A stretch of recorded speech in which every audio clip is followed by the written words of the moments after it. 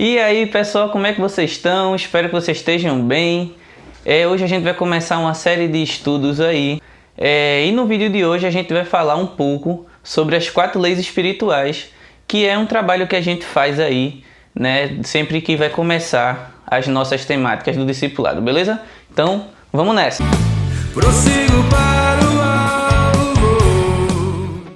Bom, para começar eu queria falar um pouco sobre a questão da ideia de lei, né? Quando a gente fala em lei, a gente fala em algo que deve ser cumprido e algo que é feito inclusive para preservar nossas vidas. Por exemplo, não atravesse o sinal vermelho, né? Não passe no sinal vermelho. É uma regra, né? Uma lei, digamos assim. E essa lei aí, ela tem como objetivo nos proteger, nos guardar, né? E aí se você de repente, que nada, tá para passar e descumpre essa lei, você pode estar colocando em risco a sua vida e de fato, né, pode inclusive gerar danos prejudiciais para você.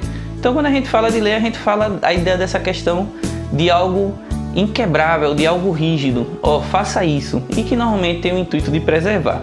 De maneira geral, essa reflexãozinha é para introduzir a ideia do que eu quero falar hoje. Bom, a primeira lei, ela diz o seguinte: Deus nos ama e tem um plano para nossas vidas. Quando a gente fala assim, Deus nos ama, normalmente o raciocínio que a gente tem é o seguinte: hoje eu estou fazendo tudo direitinho, né? Hoje eu ajudei uma velhinha a atravessar a rua, hoje eu fiz as coisas certas, Deus está feliz que só comigo, então, pô, que bom, eu sou um bom filho, Deus me ama pra caramba, né? Que a gente tem aquela ideia de que Deus nos ama, né, quando a gente faz coisas boas, né? Aquela questão do amor humano.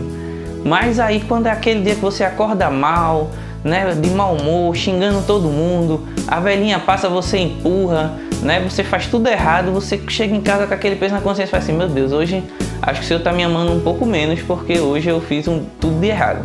E na verdade o amor de Deus é incondicional, né? Independente do que eu faça, não tem nada mais que eu possa fazer ou nada menos que eu possa fazer para que Ele me ame mais ou menos. Ele simplesmente nos ama, né? Ele simplesmente me ama. Só que, obviamente, né, Ele não ama o pecado, Ele ama o pecador, Ele não quer que a gente faça coisas erradas, muito pelo contrário, né? O chamado é que a gente faça as coisas certas, mas isso não quer dizer que ao fazer alguma coisa errada Ele nos ama menos, não, Ele simplesmente nos ama. E aí a gente pergunta assim: poxa, né, se Deus nos ama, por que a gente tem tanta mazela aí no mundo? Se Deus nos ama tanto, por que a gente aí vivencia tanta coisa ruim? E aí vem um segundo ponto: o ser humano, ele muitas vezes não consegue, né, desfrutar da plenitude de todo esse amor, de toda essa graça, né, por causa de uma coisa chamada pecado. O pecado é um ato de rebeldia do homem para com o Senhor, e esse ato de rebeldia criou um abismo entre o homem e Deus, né, e o seu Criador. A Bíblia diz o seguinte: o salário do pecado é a morte. E o que é salário? Salário é aquilo que eu recebo por algo que eu fiz, digamos assim, né? E o que é que eu recebo pelo pecado? Eu recebo a morte, que é a separação.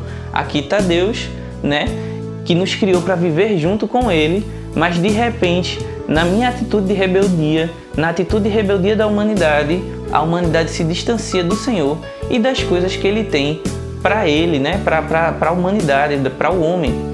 E aí, essa distância, né, é o salário que a gente recebe pelo nosso ato de rebeldia.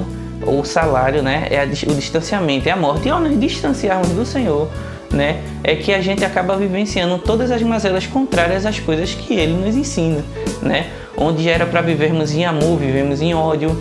Onde era para vivermos em respeito, vivemos em desrespeito. Onde era para vivermos em paz, vivemos em guerra. Onde era para vivermmos bem, vivemos em crise. Né? Realmente a Bíblia diz o seguinte: do que se queixa o homem que não dos seus próprios pecados. Então o salário do pecado, ele é a morte. Porém, a terceira lei diz o seguinte: Jesus Cristo é a solução do homem pecador, né, para a questão do pecado.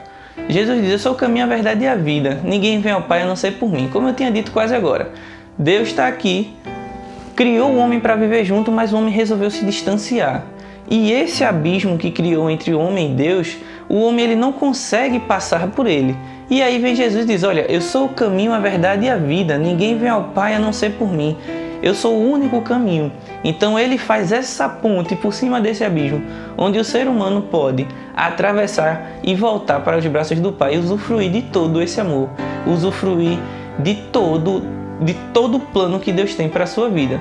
É muito interessante quando ele diz assim, eu sou o caminho, a verdade e a vida, ninguém vem ao Pai a não ser por mim.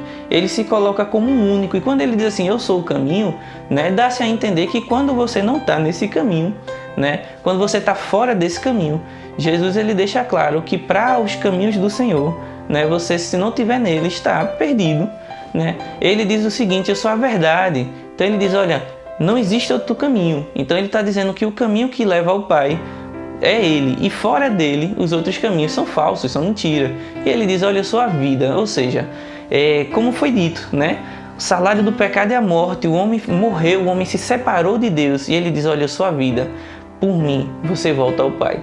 E a quarta e última lei, para fechar, ela diz o seguinte, eis que estou à porta e bato, se alguém abrir, eu entrarei e cearei. Se você não abrir, eu não entrarei na sua casa, né? Parafraseando aí o finalzinho, e aí não tem o que se possa fazer. Então espero que vocês tenham gostado, espero que vocês tenham entendido, que vocês possam meditar sobre o tema, que vocês possam repassar.